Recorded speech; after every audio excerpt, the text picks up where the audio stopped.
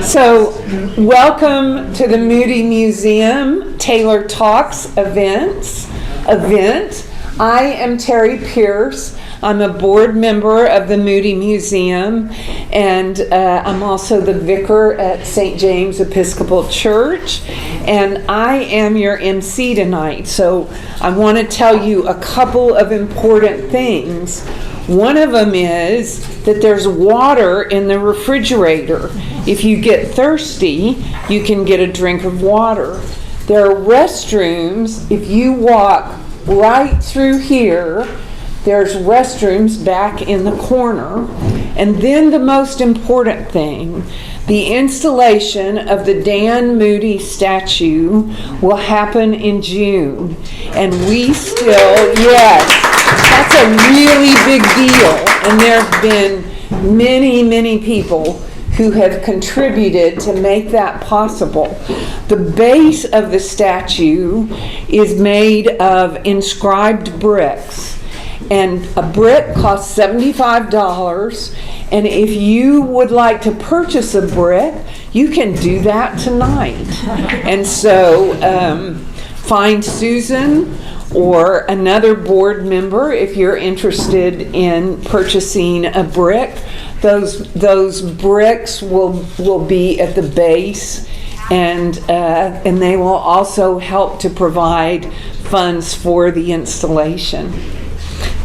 With that said, we're here to talk about the Dellingers, and we're going to start with Ed Komandosky, a longtime Taylorite who is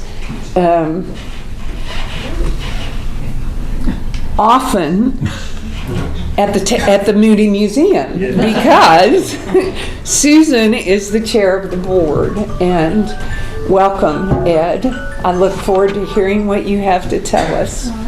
Thank you, Terry.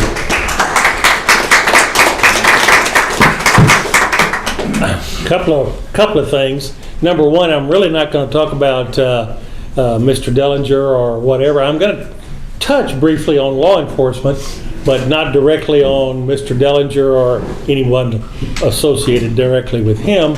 Number two, you always have qualms about what somebody's saying about you as an introduction when they're a preacher, and you don't know if it's a eulogy or an introduction. So hopefully it was an introduction. It was not a benediction. What I want to talk about is I'm going to tell you two stories. One is based strictly in, and if there are lawyers in the crowd, my apologies. It is strictly hearsay. Stories that were passed to me or that I heard from others. That's the first story. The second story is actually substantiated in a book, and you can get it at the Taylor Library or elsewhere, but I'll talk about it later. But as we get started, I want to tell you or give you and some of you who are longtime Taylorites, Jim there, for example, would know the political background of Taylor and East Williamson County. We're talking 1950 to 1960. There were no Republicans. I had a good friend who was a Republican here in Taylor later on, and he said, "Oh yeah, we used to hold our precinct conventions in the back seat of a car."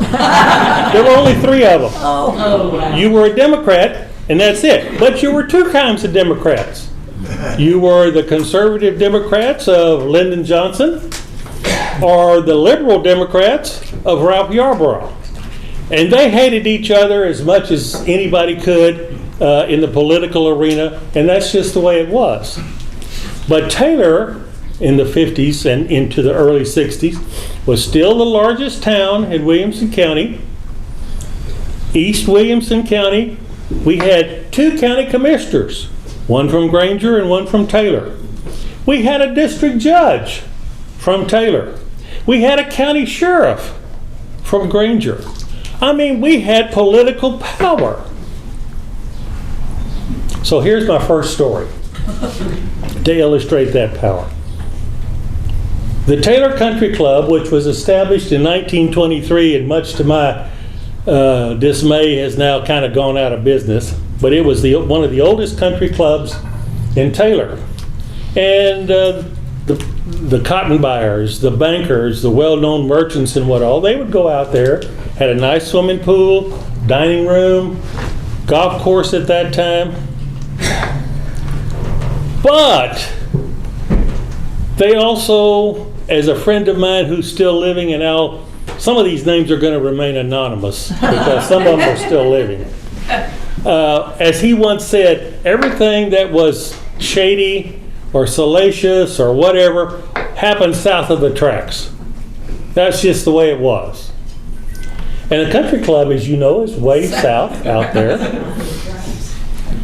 Well, to keep the kids entertained, and if they weren't in the swimming pool or raising cane somewhere,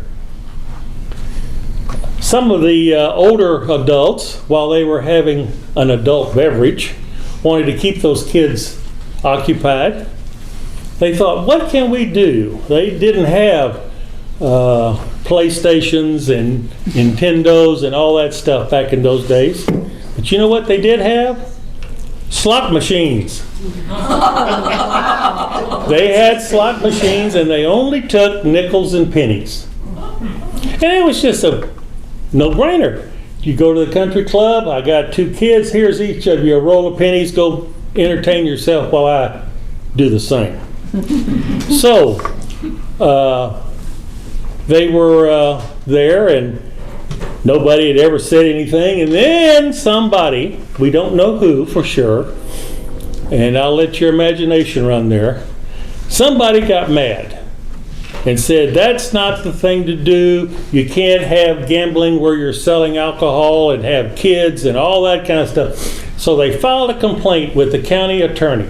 Back in those days, because of the size of the county, sometimes the county attorney and the district attorney were one and the same. Mm-hmm. And don't ask me his name, I don't know. Or if I did, I wouldn't tell you anyway.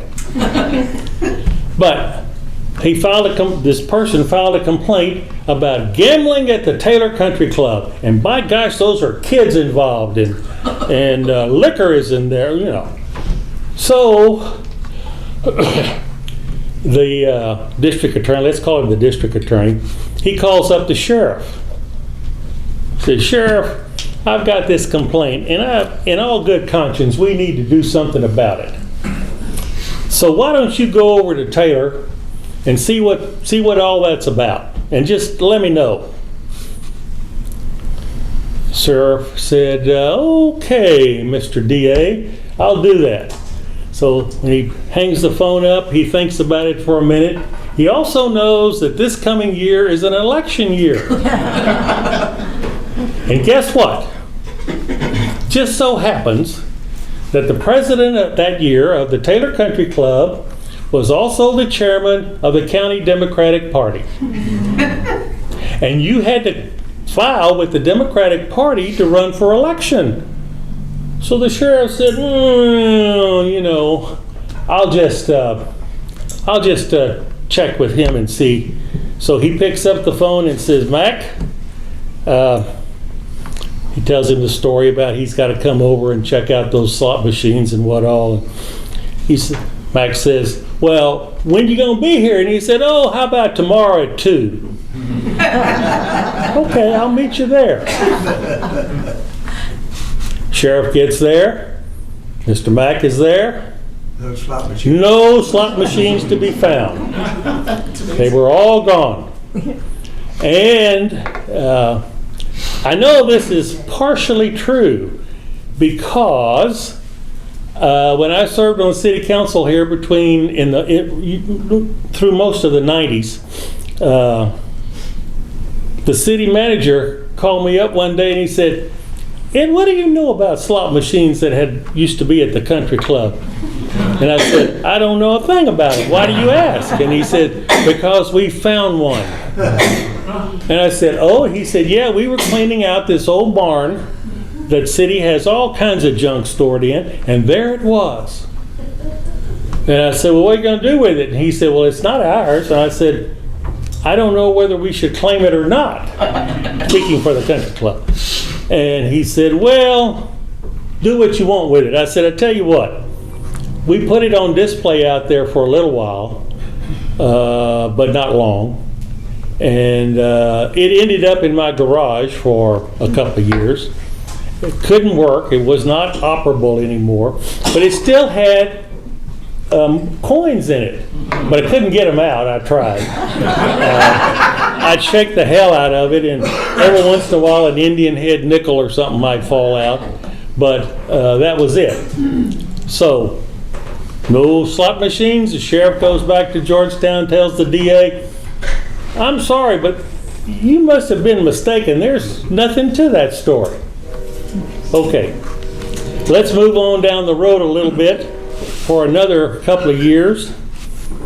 And Interstate 35 is coming from Dallas, headed to San Antonio initially, but it has to pass through Austin. This is story number 2, by the way. The original route, as most people understood it, was once it got to Temple, it would come straight down what is now Highway 95 to Taylor, and then cut across from here toward Pflugerville to get to Austin. That was the original plan. Well, things don't always happen the way they're planned.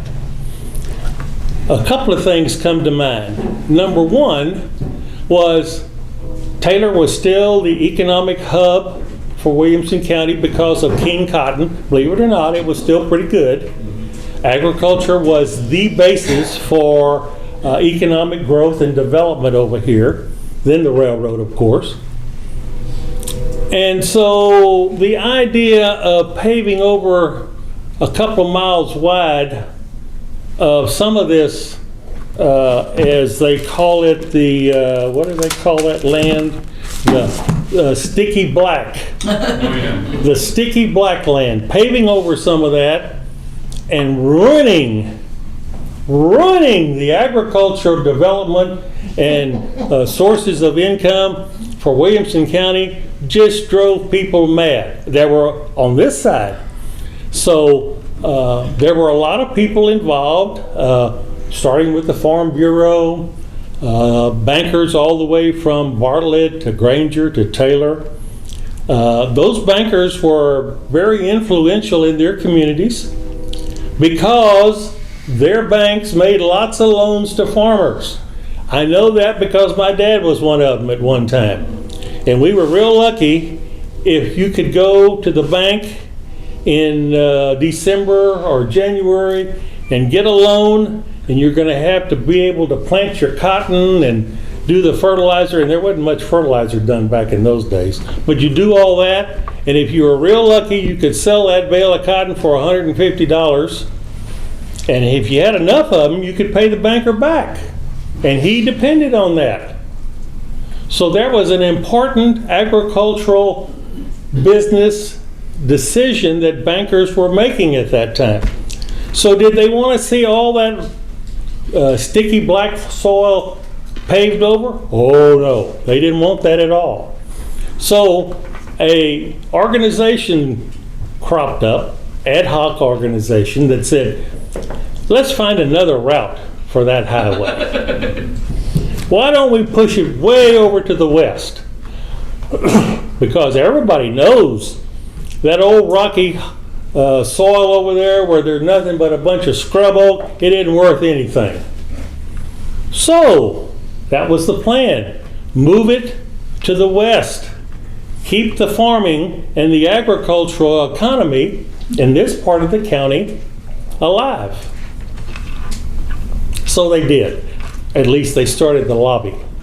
Well, as it turned out, one of the prime movers in the Let's Move It West organization was a well-known banker, and I'm not going to tell you his name either, because he's got relatives around here yet. He had an inside ace up his sleeve, so to speak. It just so happened that his brother-in-law, here's a brother-in-law story that beats them all. His brother-in-law was the state highway engineer. So he went to him and said, "Brother, why don't we look at some alternatives to this and we'll make everybody happy? The farmers over here will be happy. The politicos will be happy. Us bankers will be happy. And nobody cares about that part of the county anyway." So that's exactly what happened. The route was changed. Instead of coming straight out of Temple down 95, it curved toward Belton, went down to Gerald, or Salado, Gerald, Georgetown, Round Rock, into Austin. I'm trying to make a point here, and the point is, when you lose economic power, and that's eventually what happened, the economy here started to stagnate as industry and retail followed Interstate 35. That happens, you also lose population. You may not lose population. I think most records will indicate that Taylor never really lost population. It just gained it at a snail's pace. You know, it went from 6,100 to 6,300 in 10 years. You know, but eventually the west side of the county not only gained economic power, but population and political power. Now remember I told you there used to be 2 county commissioners over here, the judge, a sheriff. How many county commissioners are in the eastern part of Williamson County now? We have 1 precinct, but you know where he lives? In Round Rock. We have no sheriff representative, no judge that I know of, except the JP. So the whole point of my thesis, and by the way, the I-35 story is well documented in this book, and it was done a couple of years ago by a woman named Linda Scarborough. I know you're familiar with her. Are you familiar with Linda? Her father was Don Scarborough, and her mother was the lady who wrote The Land of Good Water, which is a definitive history of Williamson County. You know where she was from? Circleville. Okay. So, you know, they were familiar with this. Don, Linda's dad, used to own a newspaper here. It was called the Taylor Times. It was a weekly paper. It was later absorbed into the Taylor Press. And so Don was very familiar with Taylor. He also owned newspapers in Cameron, but his big claim to fame is still the Williamson County Sun. And Linda and her husband still own and publish the Williamson County Sun. But the whole thesis here is once you lose economic growth or economic power and lose population, and it just grew, we didn't lose any, but we didn't gain enough, you also lose your political power. And that's what's happened to us in the last 50 years or more. And I think at the end of this, they're going to allow folks to answer questions. Yeah, I've done just about my time. Thank you very much. I always learn something when I hear you talk. Always. That's because I'm old.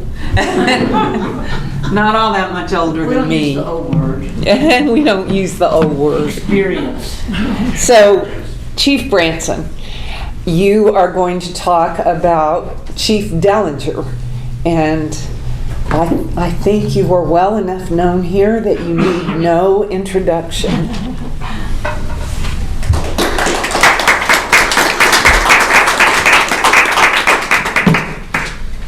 Thank you. I'm not sure about that last line. I don't know I know a lot of people in Taylor, but I don't know everybody. For those of you who don't know me, my name is Joe Branson. I've been employed with the Taylor Police Department for about 21 years now, and my current role is the interim chief of police, soon to change.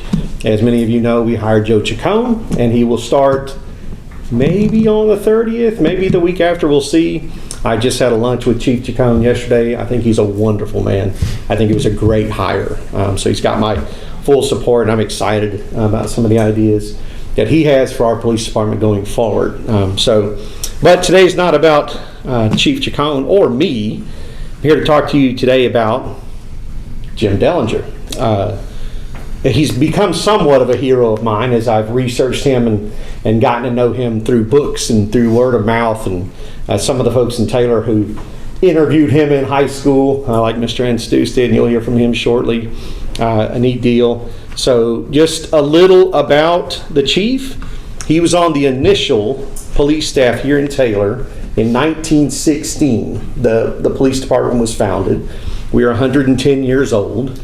We missed our chance at a 100-year celebration because nobody knew it happened. And the only reason we know now is because Chief Fluke at the time, who recently retired, assessed me to be the best practices, Texas Police Chief's best practices program manager. And in order to become a best practices police department, which I'm proud to say we are, that was not easy, but we got through it. You have to prove that you are a legal, lawful police department that exists and can enforce the law. Sounds easy. It wasn't. So I thought the research would be pretty simple. It was not. It took a team, but between me and the librarian and the city clerk, we found the city council minutes from 1916 when we went from a city marshal, an elected city marshal, law enforcement town, to a town with a professional police force. W.W. Long, the city marshal at the time, became the first chief of police. That was 1916. And as Mr. Aanstoos and I discussed at lunch today, there's a little bit of a debate about when Dellinger became the chief. Most of the research I've done says 1925. He came across some things that said 1920. I thought it was 1924. Yeah, 24. It was right in there. In my hopefully soon to be released book, which is being supervised by Miss Janetta McCoy in no small part. This is just some artwork that the cover could look like. I'm really hopeful that comes out this year for Sesquicentennial and all that, but we'll see. Yes. It's only been 3 years of working on that. But in the book, I've got 1925 as his start date as chief. He served with RPD, if you can believe this, from 1916 until 1956. Wow. So imagine the changes that someone like Chief Dellinger and his staff oversaw in Taylor from 1916 to 1956.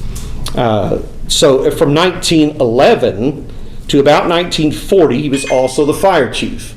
Really not all that uncommon for towns of our size here in Taylor. So he served dual roles for a long time. So he served here at that time, shaping the department during a time when Taylor was growing from a railroad town into a modern community in the mid-1950s. Many of the traditions and expectations placed on Taylor police officers today trace back to his era.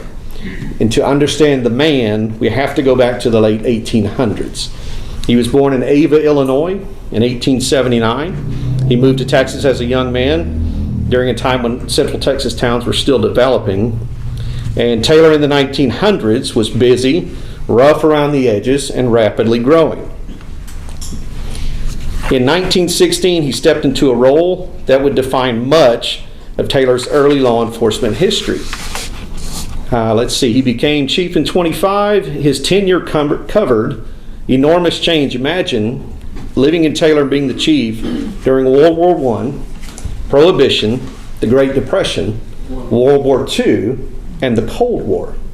Imagine the changes in his equipment, the uniforms, everything that went into policing, all of the changes that happened from the early 1900s to the mid-1950s in Central Texas.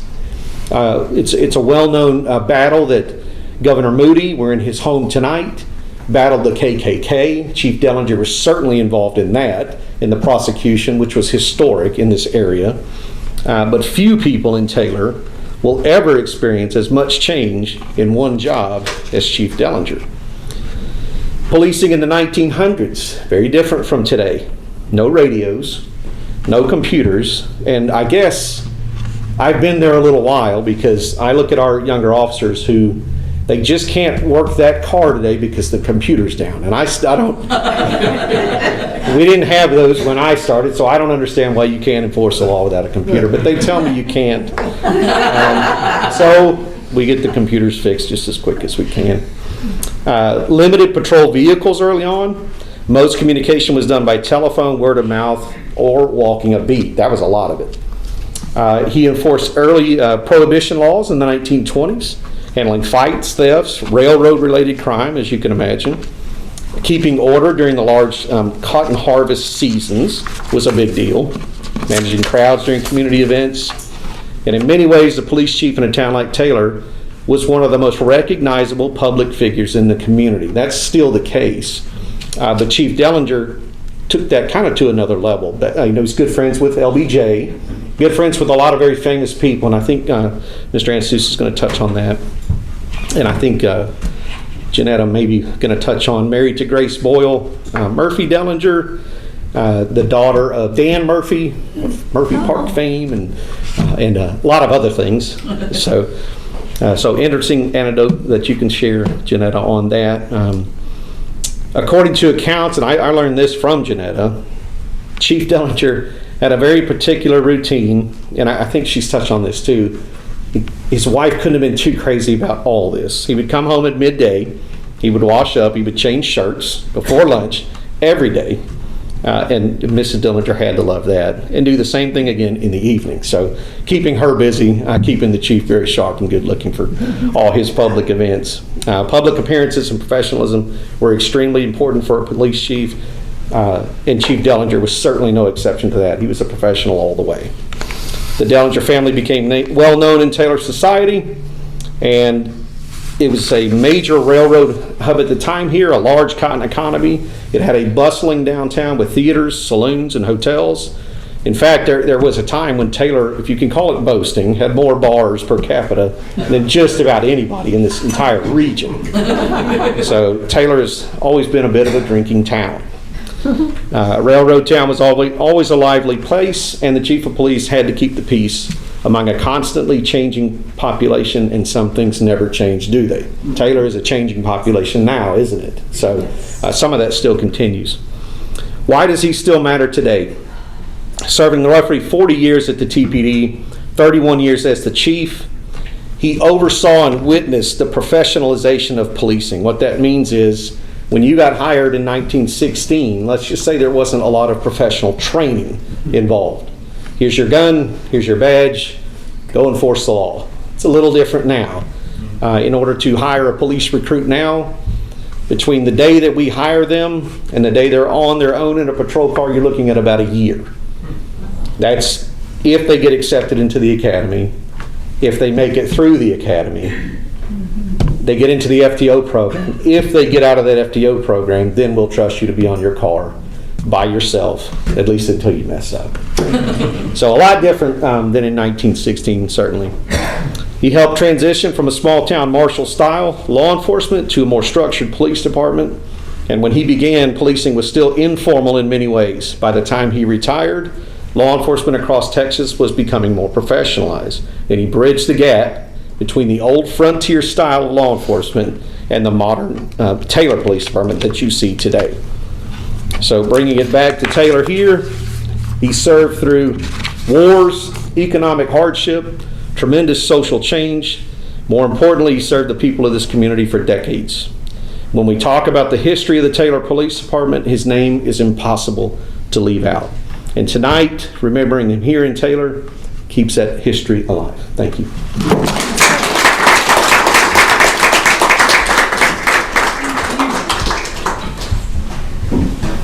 Ted Aanstoos.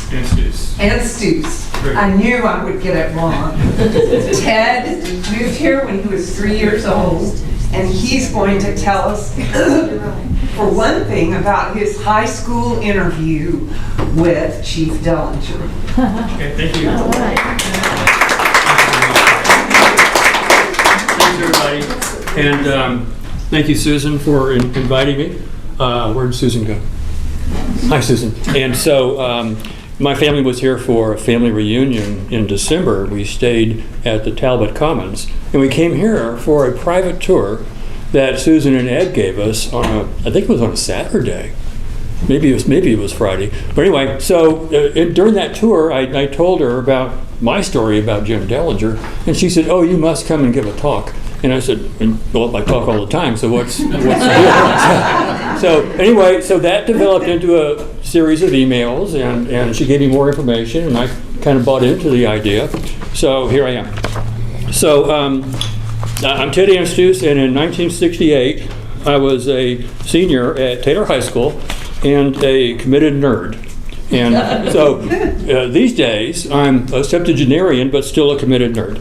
So I'm not a historian, I'm not an expert, so if I make any mistakes, please feel free to call me on it, and I'll try to honor the mistakes. Okay, so my parents were Ted and Margaret Aanstoos. Margaret was the daughter of Thomas Duffy, who ran Taylor Drug and Store here for 50 years. And he figures into the story a little bit later as well. And so that's basically my background. I came here from Austin when I was 3, raised here, and stayed here until I got out of the Navy and went to Austin and got married and had a family. So that's that. I'm trying to find my other cheaters here. Pardon me. So there were 6 in our family. There are 5 left. My brother Rob is here, so he's to blame for a lot of this too. And so let's continue. So I volunteered to write a thesis as a senior in Taylor High on Jim Dellinger and the history of the Klan in Williamson County. And so I interviewed him. I interviewed him at Pecan Manor. This would have been in 1968. It was in the drawing room of that elegant house that Janetta used to own, and it was just beautiful. And by the way, we also had a family reunion there one time, years ago. You might have still owned it at that time. I was there. Okay, well, you were our hostess. And the best parties. Yeah. So, but you can't tell Jim's story without talking about Dan Murphy. Now, everybody knows Dan Murphy from all the familiar landmarks around town and his history. He was a land investor, and he invested in land that stretched at one time from Main Street to Davis and from 7th to Lake Drive.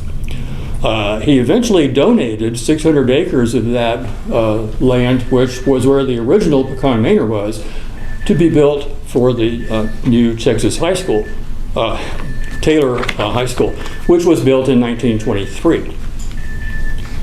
He was a great friend of my grandfather, Tom Duffy. I told you he would figure the story a little bit too later. Dan Murphy came to Taylor when it was Taylorsville. This would have been in, not exactly sure, what, the 1870s. Yes, exactly. And he came down with the railroad from Fort Worth. So he was originally a railroad man, which a whole lot of people were in Taylor. And so he came to Taylor and then started investing, and he was a great entrepreneur. He developed the artesian well into the first public water system for the city of Taylor, which it served as until well into the 80s or 90s. I'm not sure when we switched over to Lake Granger. But anyway, he did that. He donated 600 acres of land to Taylor for the eventual construction of the new high school. And at that time, his house was where the old high school is now. So he moved it to the present location on Hackberry. And he lived there until he died. So he came to Texas at the age of 6 in 1898, I believe. Correct me if I'm wrong on that. And he was poor. had no prospects, not much experience in anything, but he was lucky enough to get married to Gracie Murphy, Dan's daughter. So Dan hired him as a city employee because he didn't want somebody without resources or money to marry his daughter. So he gave him a job, and he became a member of the police department, as Joseph said, and built that into a modern PD over the following years. He was eventually relieved by Pete Shear.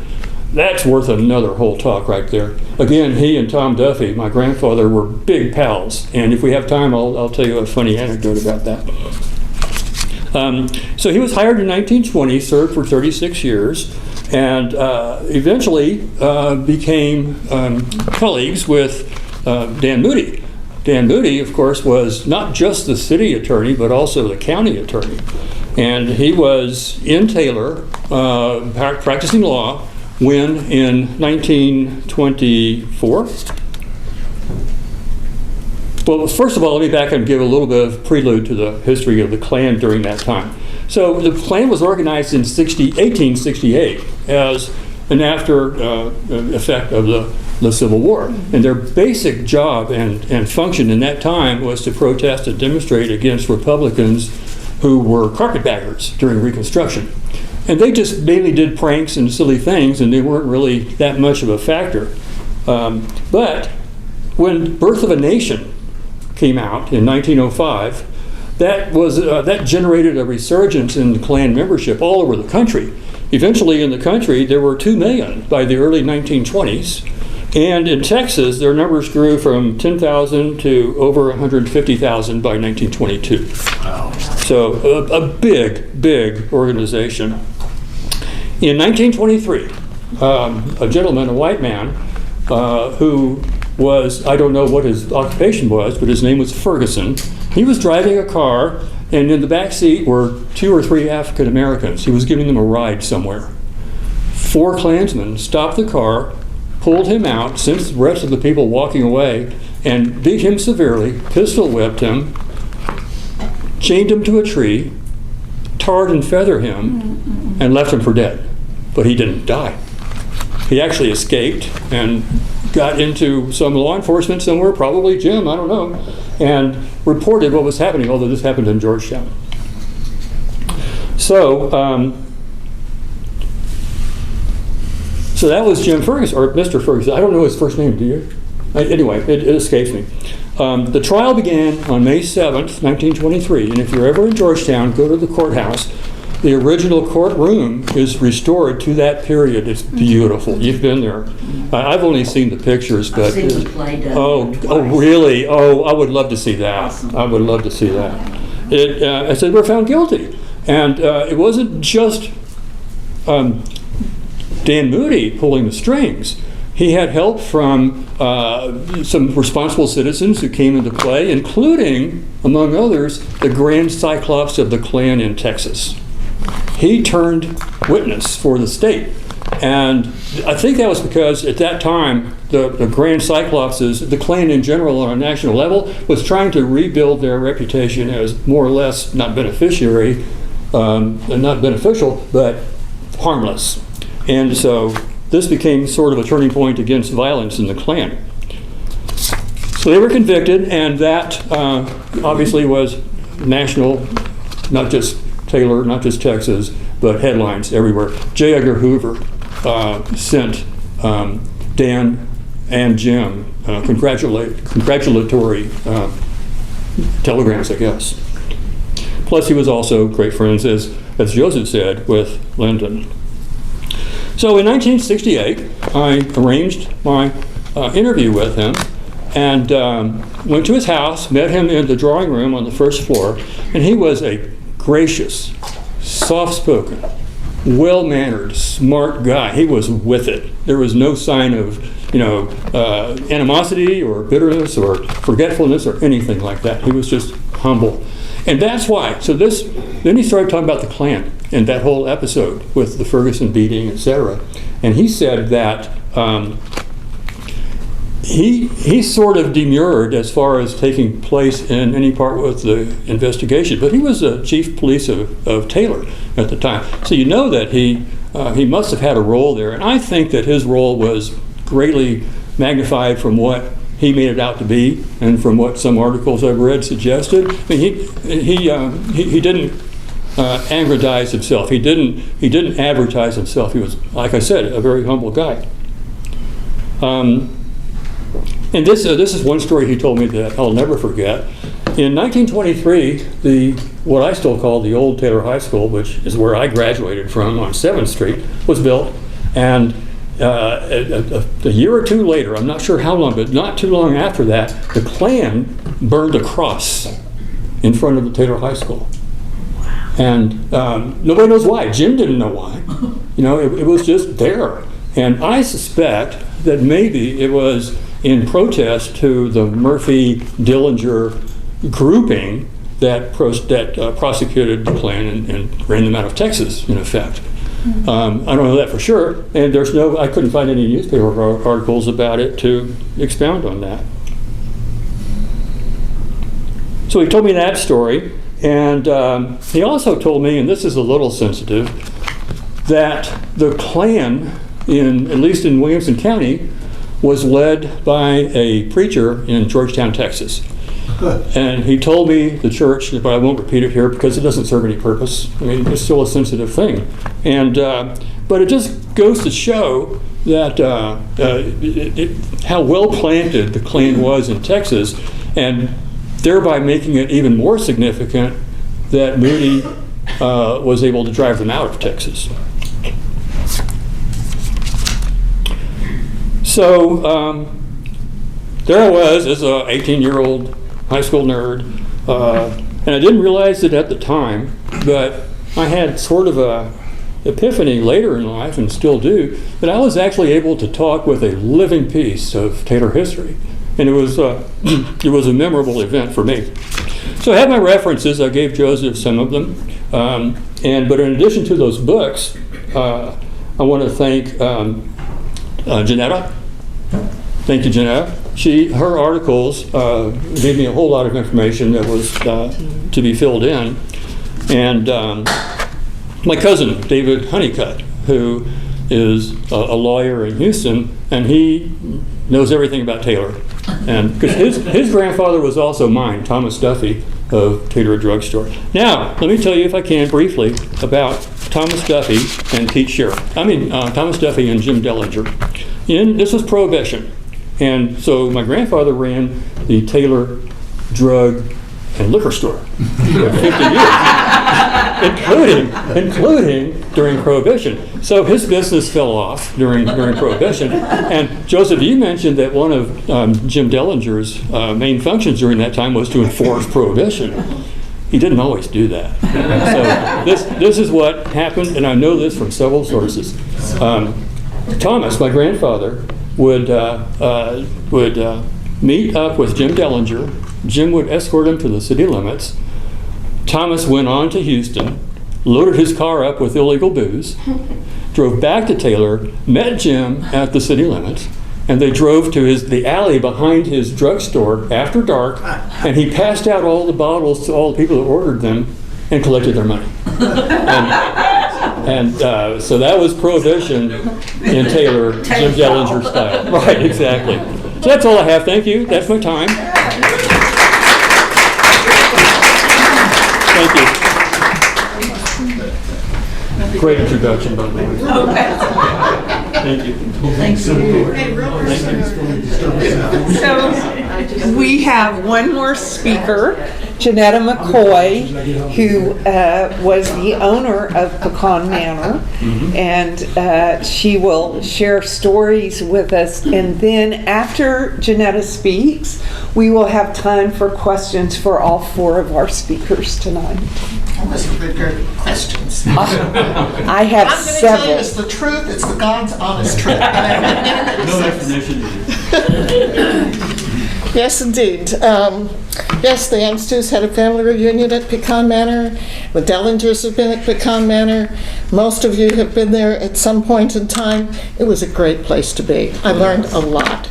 If you needed an introduction to Taylor, that was the place to be. I've got lots of notes here, so forgive me. I don't speak as extemporaneously as other folks do. I get nervous. So the Dellinger family in Taylor is the name of this thing. In 2011, I bought the house at 819 Hackberry, the house previously known as the Dellinger home. I was retiring and for some time had fantasized about running a bed and breakfast in a house with significant historical setting. Oh, the image was wonderful. I was living in Spokane, Washington when I found the house online. I came to Taylor to investigate and knew immediately I wanted to live there. I was confident that visitors would want to stay there because it was so beautiful and it had a unique history. Even the realtor confirmed there was a history that needed to be talked about. We could do a version of the Dellinger story, as some already have begun. It starts with Dan Murphy, I totally agree, who married Hannah Boyle. They had 3 children, Grace, Dan Jr., and Joseph. Their daughter Grace married James Dellinger. They had 3 children, James Jr., Johanna, and Grace. James Jr. became involved with state politics a little bit. Grace married Mahan Gary. Mayan. Mayan? Oh, Mayan. oh my God. That's my boy's middle name, I know. It is really hard to have the family here to spell check as I'm going forward. So say it again? Mayan. Mayan, okay. Okay, Grace married Mayan Gary, and they had 3 children, a daughter, Grace Mary, and 2 sons, Mayan and James. James is here, and I'm really glad you're here. Which one was Buzz? Buzz was James, You were. and Kicker, who's Buzz and who's This is Kicker? Van. This is Kicker. Okay, Oh, okay. Tell you guys. Buzz is Man Jr. Ah, okay. it was easier to remember Buzz rather than Mayan, but anyway, we won't go there. Like many families today, they're dispersed around the country. Grace Mary lives back east. Kicker often lives out west, but spends half and half of the year here and there. They all come, but there came a time when they all came to visit and came to my house. I invited them to tea to tell me about their family. When I started to research and understand the history of the house, I was lucky because they were here. And when I called and asked if they would come to tea, I've got to tell you, research as a tea party is a great thing. Sitting in the living room of the Dellinger house with the Dellinger grandchildren is what I really learned about and came to appreciate the Dellinger family. It starts with Dan Murphy, as has been said already here. 1873, Dan was a landed Irish immigrant. That means he was born in Ireland. He was working on the railroad being built from Dallas, coming to Austin. As the railroad came to Taylorville, he recognized the town's potential and decided this is where he would seek his fortune. In 1873, the population of Taylorville was less than 1,000. Took a while for it to grow. Oh, we just talked about growth, didn't we? Working in the Dallas area, he had met and married a nice woman from Palestine and wanted to bring her here. But it was reported that he thought the living conditions were too rough for his innocent bride. It was the Wild West as depicted in many, many John Wayne movies. 1875, think about it. It was pretty rough. We didn't have Chief Dellinger yet. We didn't have a police department yet. Murphy thought the women in Taylor at the time were not the ones appropriate to associate with his naive bride. So it was 2 years before she joined him. By the time Hannah Boyle came to Taylor, now with an infant daughter, Dan had secured a place for them and had begun his journey to success, especially the acquisition of real property. In addition to investment in 2 hotels, including the Blazemore Hotel, commercializing the artesian well in Murphy Park, as we've talked about already. The Murphy estate soon stretched from 7th Street to Lake Drive and Main Street to Davis. That's all this. That's a lot. Yeah, it's worth $1 or $2 today. Murphy built a house on 7th Street, where the old Taylor High School now sits. He also built several other houses on that strip for various family members who followed him here. While the Murphys were relatively is that the right? Yep.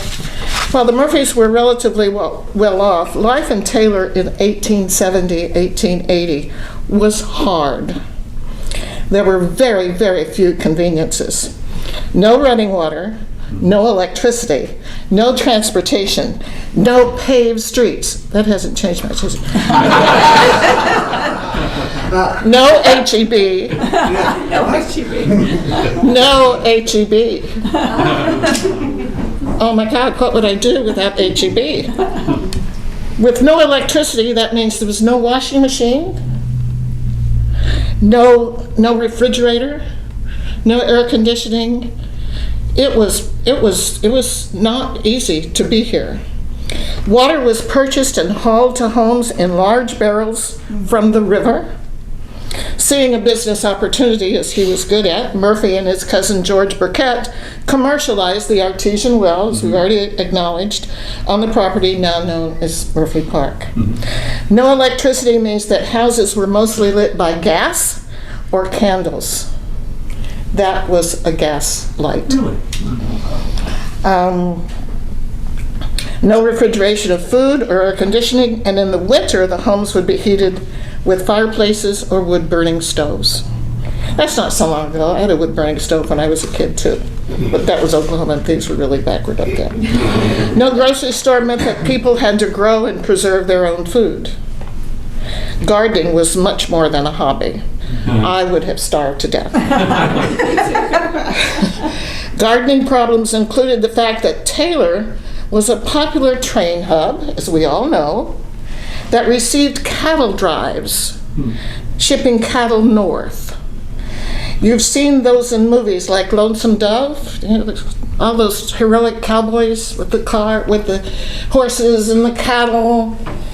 You got to get them to the train hub, and it's right down here, and it comes right across town.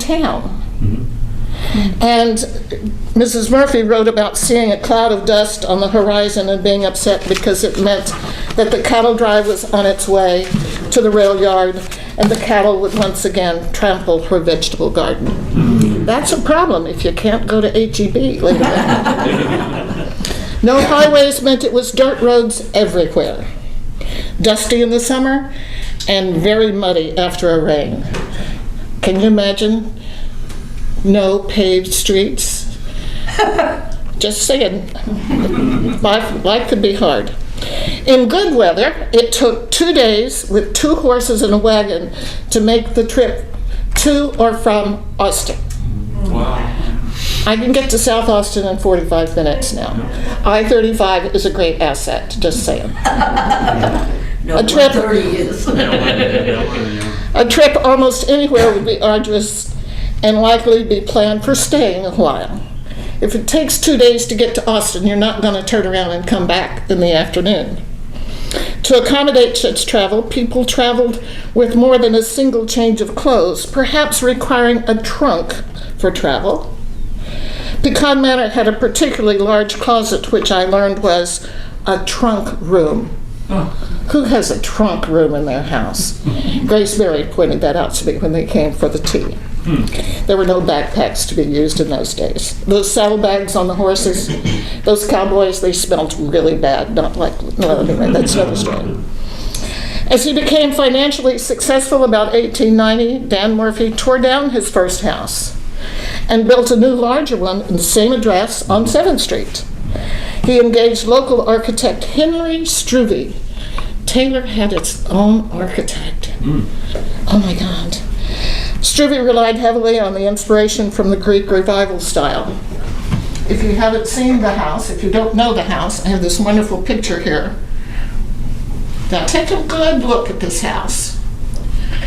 It's quite large, 2 stories, big wonderful porch on the front. Just store that. Hannah and Dan raised Grace, Dan Jr. and Joseph in Taylor. Sadly, Dan Jr. was killed in an accident at an early age. Joseph married and moved with his wife to Wenatchee, Washington. It's the apple growing region of Washington. I guess apples were more appealing than cattle drives. I don't know. Grace, a child of advantage and privilege, married James Dellinger, a local boy with none of that advantage. You see, James Dellinger, as was said earlier, was an orphan born in Illinois, came to live with his grandparents in Taylor after his parents' death when he was only 6 years old. As an orphan, young James Dellinger would not have had much standing in the community. He was an orphan, he didn't have a family. This was the class-conscious Victorian era, with strict social rules and cultural etiquette. Out-of-town orphans had no social standing. By age 15, young James was working at various jobs at Murphy Waterworks and Ice House, where he just happened to meet Murphy's daughter, Grace Boyle Murphy. James Dellinger and Grace were married in 1898. They were young. Dan Murphy died a year later, and Hannah the year after that. Upon their deaths, J.W. and Grace Dellinger inherited the property of the Murphy estate. Murphy had been a good father, and I told this last time I spoke about the Dellingers, but I have to repeat it. Murphy had been a good father and was concerned about his daughter marrying a man with apparently little to offer. After all, he had no family backing. So in an effort to protect her, it is told, and I believe this with all my heart, it is told that Dan made a deal with the city that J.W. Dellinger would always have a job.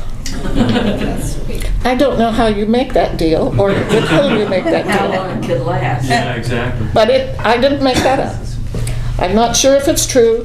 I just know I read it somewhere.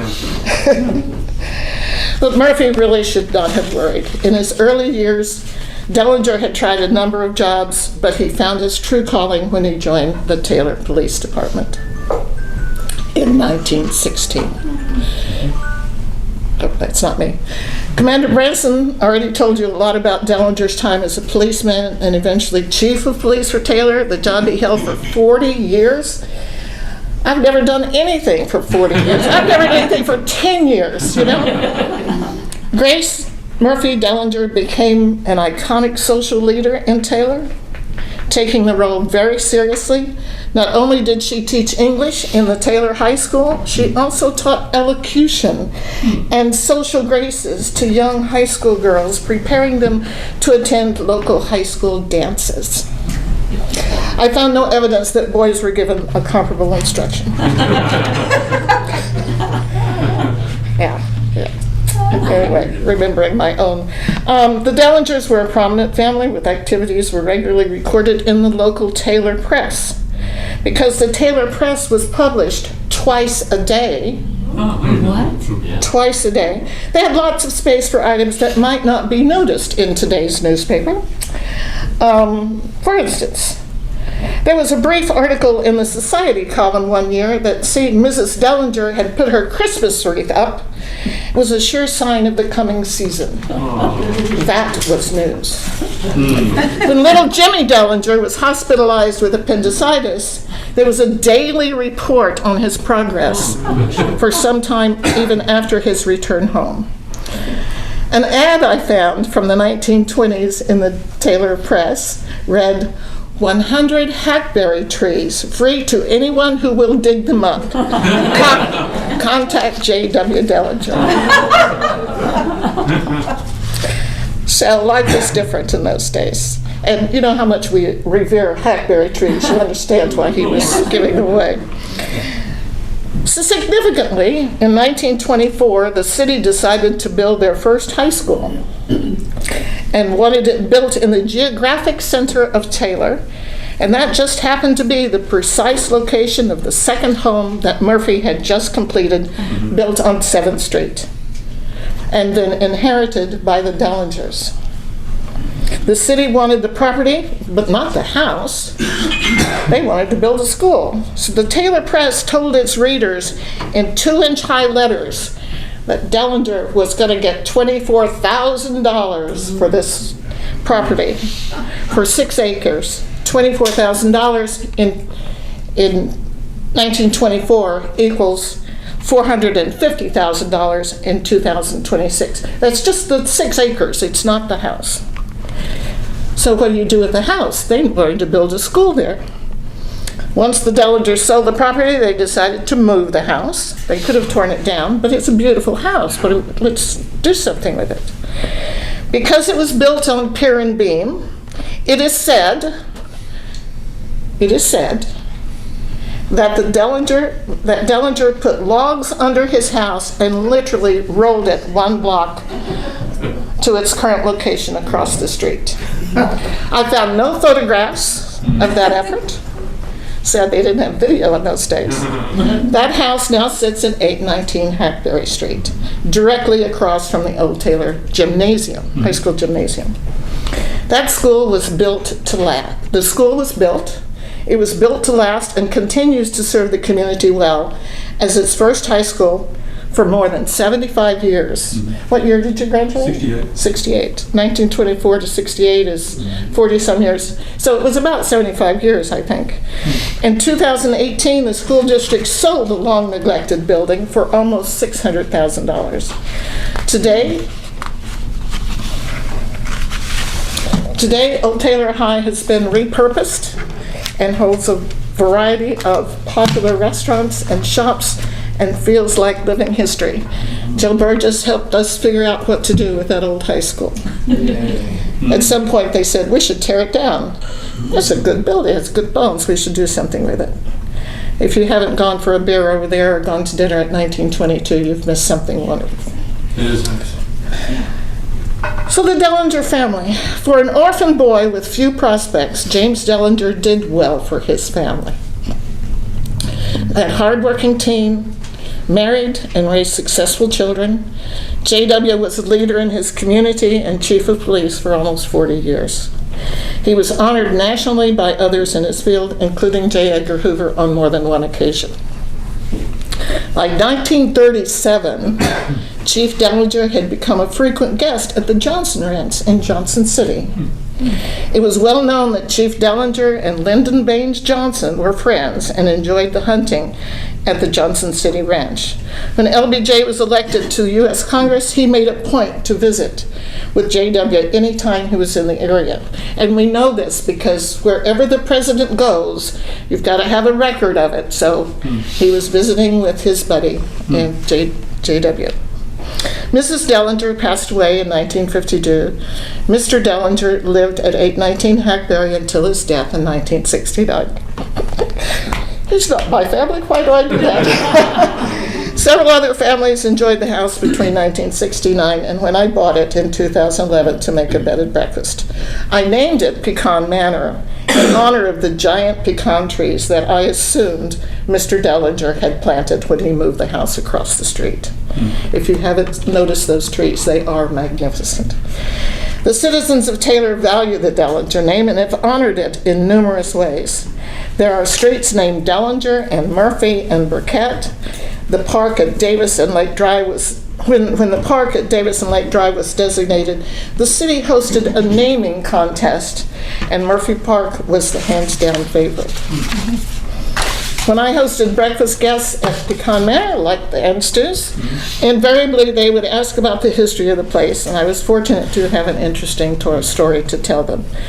Pecan Manor hosted many celebratory events with guests from the local area. Invariably, one of the older guests would seek me out with a story. Some of them more reputable than others. One young man told me about spending the night with one of the many children who had lived there, and with great certainty said they saw ghosts that night. He's now a grown-up. He had been a kid, but he was declaring he saw ghosts. and had vivid descriptions of it. Another man who lived across the street as a boy told me a story about. So not only did they not have electricity, they didn't have telephones.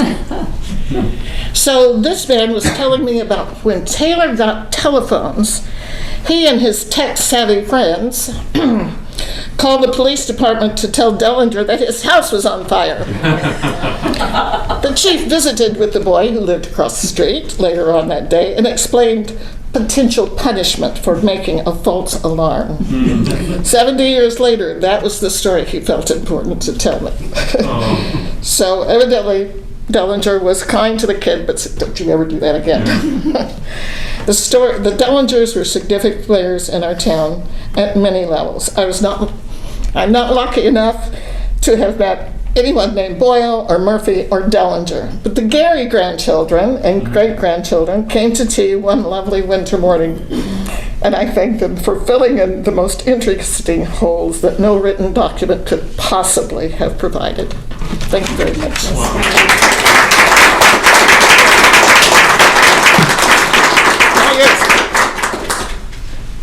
Well, I'm going to invite questions, and in order that everyone can hear the question, I'm going to repeat it.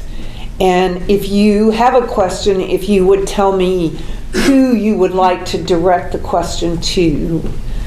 So, can I invite questions?